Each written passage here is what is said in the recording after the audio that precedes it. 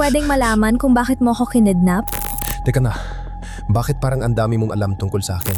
Relax ka lang. May pepper spray ako dito, may kutsilyo, may baril. Ituloy mo yung plano mo. Bumaba ka na please. Ituloy mo. Please. Ituloy mo.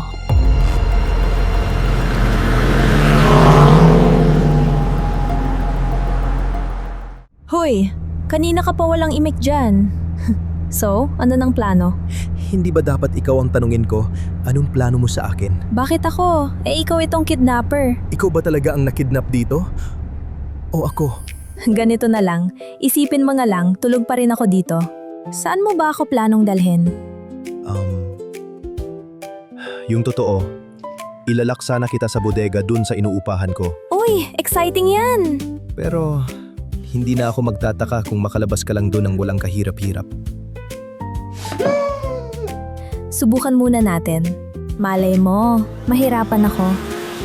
Gusto ko ng challenge. Hindi na. Willing ka naman kamong sumama sa akin.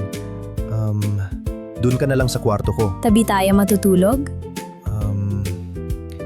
Dun ako sa sala matutulog. Yee! In fairness napaka-gentleman mo. Kahit aminado kang type mo ako, hindi mo sinamantala nung akala mong tulog ako. Dagdag pogi points ka sa akin. Ganun lang talaga kataas ang respeto ko sa'yo. Kaso ngayon, napalitan na ng takot. Ano ka ba naman? Sabi ko nga sa'yo, wala akong balak na saktan ka. Sadyang may dala lang talaga akong mga pang self-defense. Kasi alam mo naman, madalas late night na akong umuuwi. Anyway, anong plano mo kung sakaling makuha mo na ang kalahating milyon? Paano mo ito palalaguin? Basta, bahala na. Pag hawak ko na yan, madali na yan. Yan tayo Niwala ka pa palang plano sa kalahating milyon? Hindi ganun kadali yon pag wala ka pang experience magpalago ng mas maliit na halaga. Alam mo, hindi pera ang kulang sa'yo, kundi tamang mindset.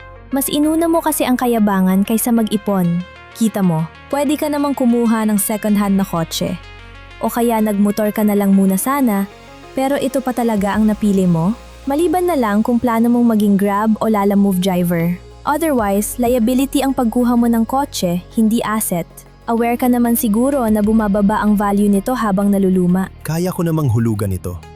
Di ko nga lang akalaing sisisantihin ako ng nanay mo. Huwag mong isisi sa sitwasyon na hindi mo kontrolado. Wala kang matututunan pag ganyan kang mag-isip. Dapat, bago ka pa lang sana kumuha ng kotse, ready ka lagi sa mga possibilities like, what if ma-hospital ka ng ilang buwan? Kung ganun ka sanang mag-isip, edi sa susunod hindi mo na uulitin ang same na katangahan mong ito kung wala ka rin lang sapat na ipon. Ang sakit mo namang magsalita. Palibasa kasi nipo baby ka. Kaya akala mo, ganun lang kadaling mag-ipon ng pera. Sira ka talaga. Alam mo, kailangan ko talagang diretsahin ka para matuto ka. And FYI lang, mula noong makagraduate ako, cut na ang allowance ko. Lahat ng pera ko ngayon, savings at mga investment ay galing sa pinagpaguran ko. Pareho lang tayo. Employee din ako at pinapasahod din ako ng parents ko sa kumpanya na yan. Simple lang ang rule ko sa paggastos. Kung hindi ko afford bumili ng dalawa, hindi ako bibili ng isa. Anong ibig mong sabihin doon? Bago ako bumili ng worth 100,000 na laptop, tiniyak ko munang may 200,000 akong savings. Bago ako bumili ng worth 600,000 na kotse, tiniyak ko munang may 1.2 million na akong savings. Ganito na lang kaya, Ma'am Jensel. Jensel na lang. Matapos mo akong kidnapin, pamamam ka pa ngayon dyan. Jensel. Malaki naman kamo ang savings mo. Ano kaya kung pautangin mo na lang ako ng kalahating milyon? Tapos uwi na tayo at kalimutan nating nangyari ang gabing ito. Wow From kidnap victim to sugar mommy real quick? Patutunayan ko sa'yo na kaya akong palaguin yan. Alam mo, kung hindi kita makikitaan ng talino sa paghawak ng pera, kahit pakasalan mo pa ako, hinding-hindi kita pahahawakin ng pera ko. Kidding aside, hindi rin talaga ako nagpapautang. Root cause yan ng pagkasira ng mga relasyon. Kaya kung ayaw mo maging magkaaway tayo, wag na wag mo akong uutangan.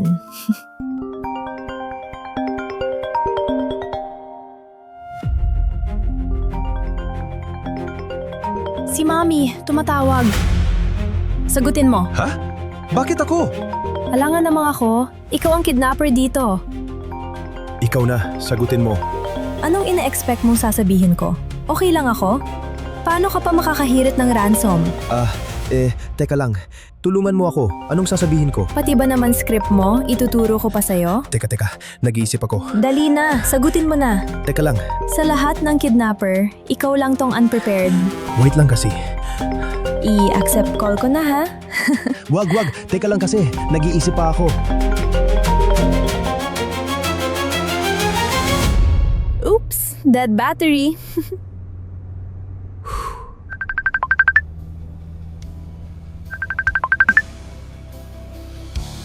Yung tatay mo tumatawag sa akin. Isa lang ang ibig sabihin yan. Alam na nila.